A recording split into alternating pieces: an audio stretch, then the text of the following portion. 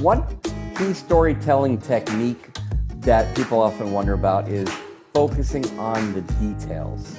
So I'm going to let one of my esteemed colleagues here take that one first.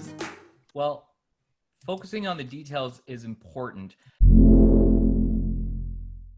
because it's helping you build the story in your audience's mind.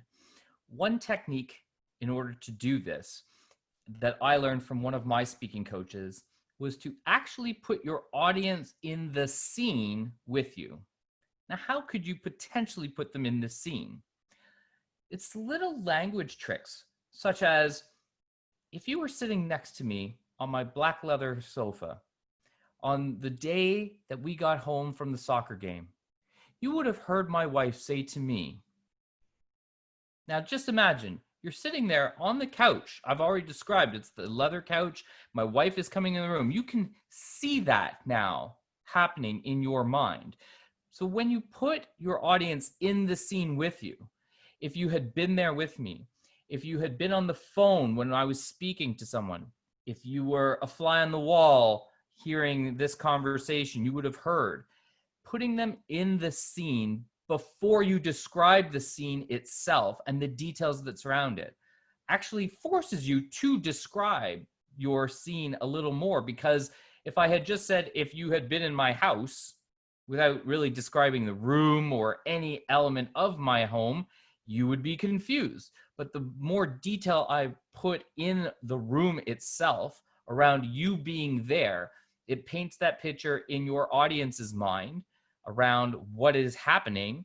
And now that they're comfortable in your home or in your room or wherever you choose to put them, they will see themselves there with you and build that deeper connection within your story. I was momentarily sitting on the couch with you, Tim. You're always welcome, Misako. I would smell the fresh baked chocolate chips cookie. That would be nice. Story. Yes. I actually have a keynote address that starts that way.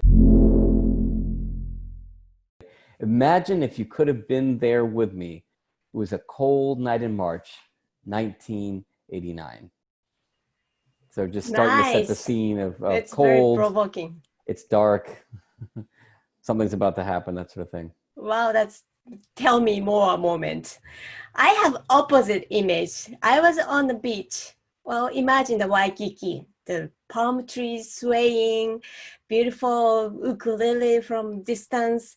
I was there and I was miserable.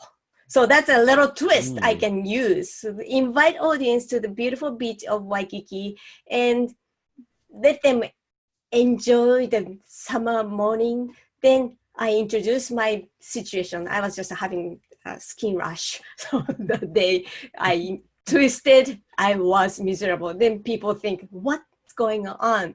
Tell me more. That you can use as a storyteller. And it's very enjoyable for yourself too. You can relive in a situation. And just Tim said, I said I was looking at the far side and people think, where are you? So don't hang them too far away. Just invite into your story so they can forget about the everyday chore and everything and go along with the journey. That's the storyteller's power.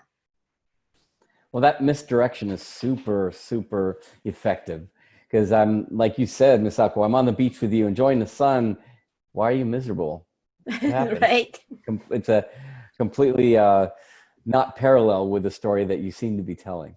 So, as Oscar said, cold winter, and I censor my memories of cold winter, all related emotions too. It's just miserable, chilly, and I feel unsafe or uneasy.